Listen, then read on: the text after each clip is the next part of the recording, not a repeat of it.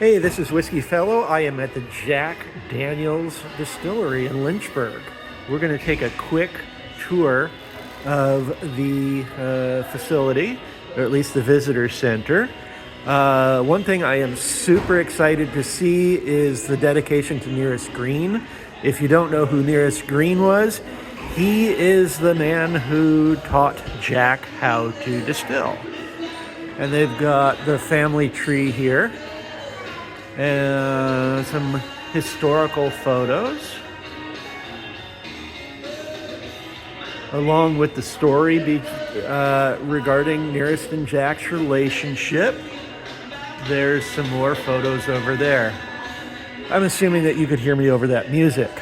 We are now going to look at a different exhibit.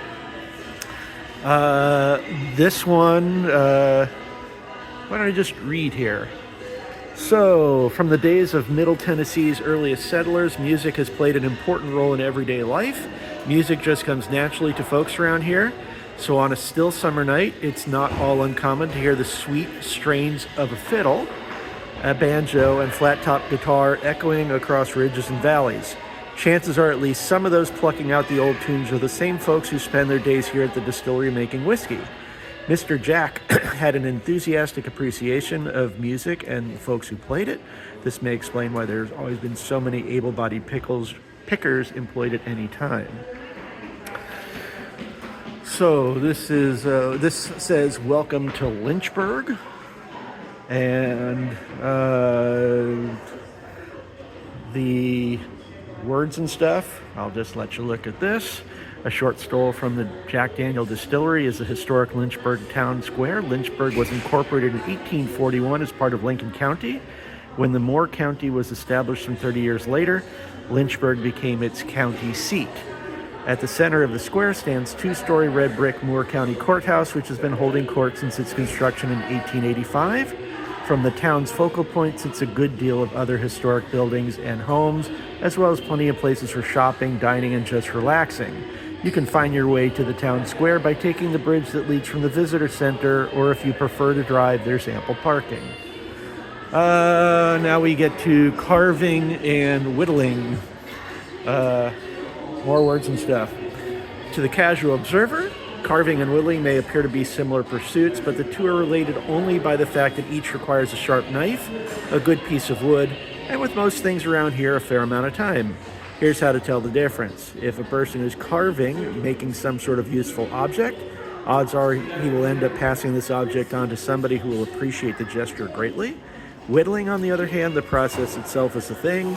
The result and effort, simply a pile of wood shavings. It is important to note that that does not make whittling any less important than carving. Each is useful in its own way, and rarely does a person excel at both.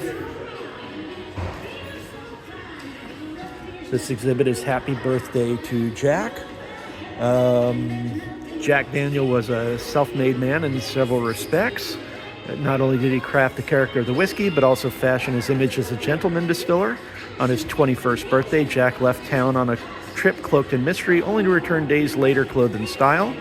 He looked quite the gentleman with a knee-high frock coat, tawny-colored silk vest, bow tie, and high-rolled planter's hat. No one is quite sure whether his distinctive style was meant to mask his youth or elevate his stature of his 5'2" tall distiller. Either way, his taste in clothes remained unchanged for the rest of his life, as did his taste in fine whiskey. This one is Prosperous Times. That says 99 bushels, never more. There's a lot of things here, and I am going to skip all the reading. But Jack refused to grind more than 99 bushels of corn a day to keep the government from stationing another revenuer at the distillery. And so only 8 barrels of whiskey trickled from the still each day. In 1887, Mr. Jack's 17-year-old nephew, Lem Morlau, came to work for his uncle, and Lem would inherit the distillery. They grew beyond 99 bushels, satisfying the growing thirst for whiskey. Old number 7. Oh, Apparently nobody knows where the name originated for Old Number 7. Jack gave this special designation to his finest whiskey in 1887, but never said why. Bell of Lincoln. That is a gorgeous decanter that's in there. So, the Bell of Lincoln was one of Jack's earliest whiskey names. And like Old Number 7, it's created a good deal of speculation. Many have wondered just who Bell really was. Though he never married, Mr. Jack was quite the ladies' man and remained Lynchburg's most eligible bachelor for all of his life. Got a very cool drum here. Silver cornet band. Then in 1904, World celebrated a new century at the St. Louis World's Fair and Expo. America would come into its own internationally at the fair, and so would an unknown distiller from Lynchburg, Tennessee. He entered his whiskey into the competition. It was judged against 20 others from around the world.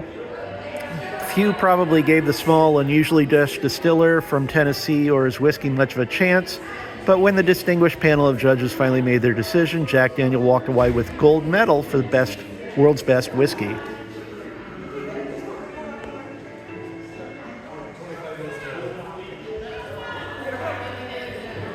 And here you have the story of Moore County going dry.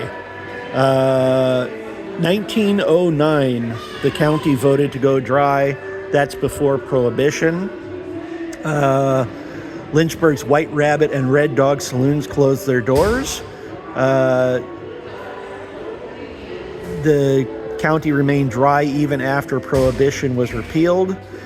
Lem got elected to the legislature in 1938 and passed a special state law that allowed whiskey to be made, not sold in Moore County. It took 29 years for his patience to pay off. Back in business, Lem was 69 years old when that happened. Had to put in the equipment that survived the fire of 1930 into working order. And then he had to wait for the whiskey to age in the warehouse. He sold peach and apple brandies and one-year-old corn whiskey, but kept holding on for Old Number 7 to come back to the market. And finally, the last exhibit. The world comes to Lynchburg. Let's see, skipping through, they've honored guests from 130 countries where Jack Daniel's is distributed. And then some of our visitors are surprised to see firsthand that after all these years, we really do make our whiskey in the very same way Mr. Jack did. So, I'm going to be going on a tour, and then I'm going to be doing some barrel picking. Thanks for sitting with me through this 8.5 minute exhibition, and we'll chat later. Cheers.